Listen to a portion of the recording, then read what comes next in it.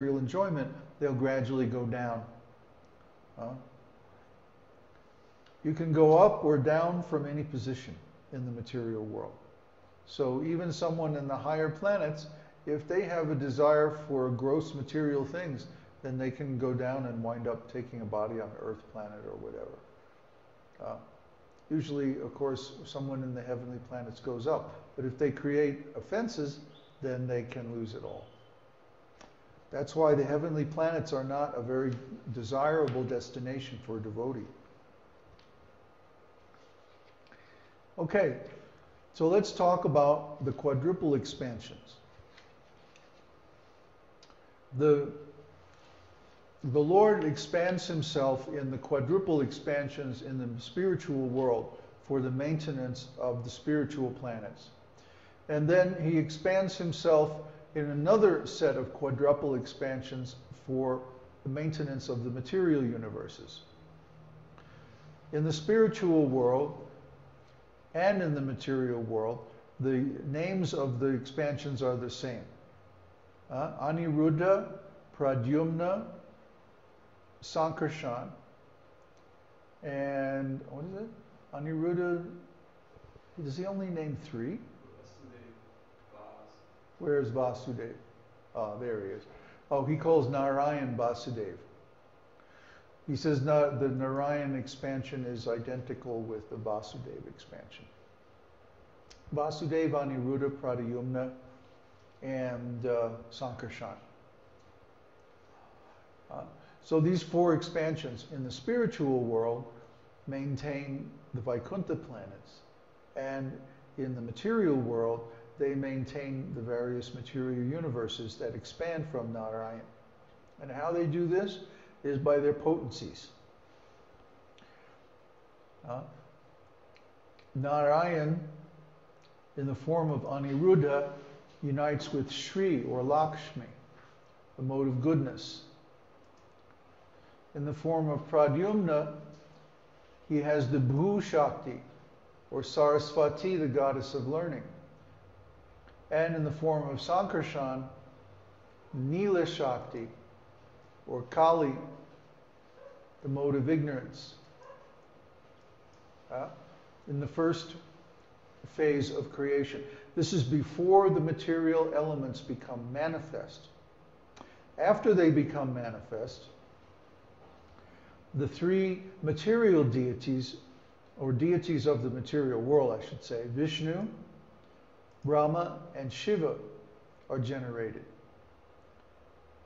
You follow?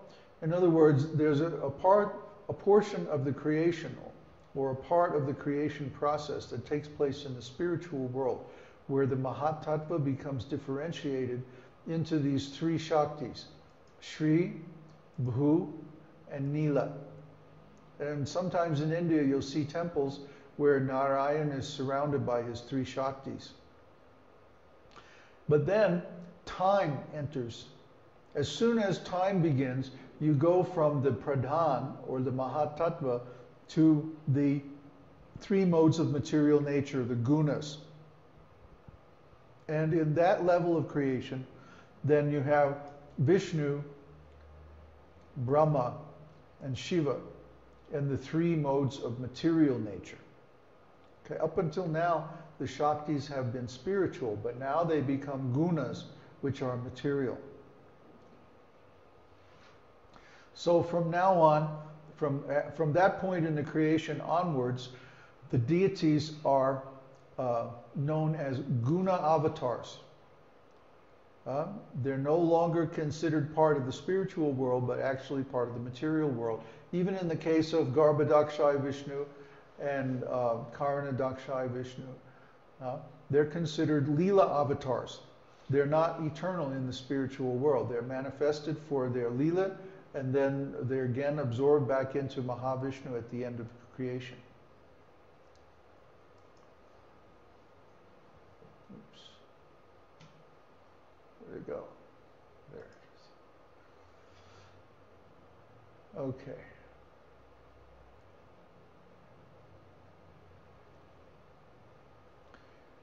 So we see that in this table, let me look at it here.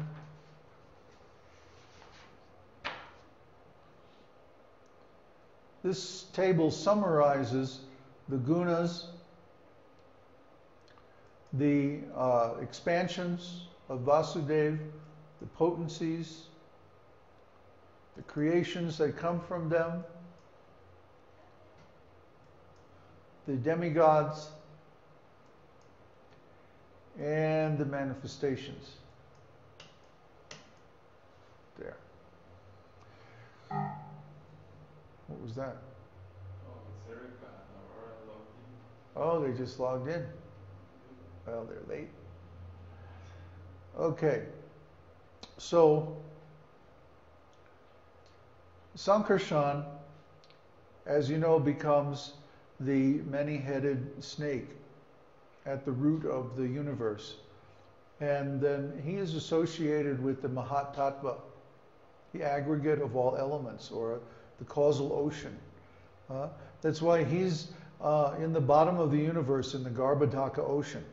The Garbhodaka ocean is like the aggregate of all the material elements. And then from his seat in the bottom of the universe, then he supports all the planetary systems on his heads. There's many, many heads. This might seem complicated, but it's actually very simple because it's a threefold division. Okay? We see these threefold divisions everywhere in the spiritual world and the material world. One of the names of Krishna is Trinath.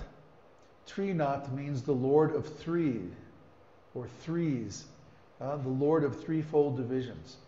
And he talks about these many different threefold divisions in many different places in Shastra, especially in the 11th canto. You know, that nice section on Jnana Yoga that we were discussing, because he gives, for example, the entire principle of ontology, that consciousness is divided into three: the knower, the known, and the quality or the relationship between them. So because of this, everything in the world that we experience or perceive has this same threefold division. It's just as if I put on a pair of colored glasses. Everything that I see is going to have those colors. So because consciousness is intrinsically threefold, therefore everything that we experience is naturally divided into three: the cause, the effect, and the relationship between them. The subject, the object, and the quality. The cause, the effect, and the mechanism. There's always three in everything, everywhere you look.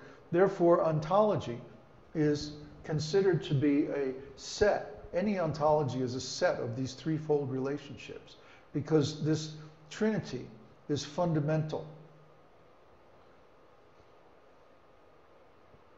Are there any questions on that before we move on?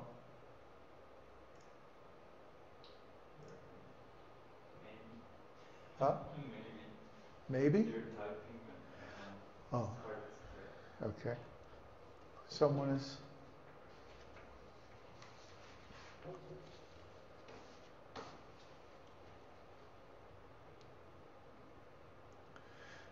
Now, the material elements, the senses, and the sense objects are all related to these different deities. And this chart shows us how they're related. For example, ether. Ether simply means, in this connection, the medium for vibrations. Okay? And the subtle element connected with ether is sound. This is not ordinary sound. This is subtle sound. For example, when we think, we're basically having a conversation with ourselves in our minds.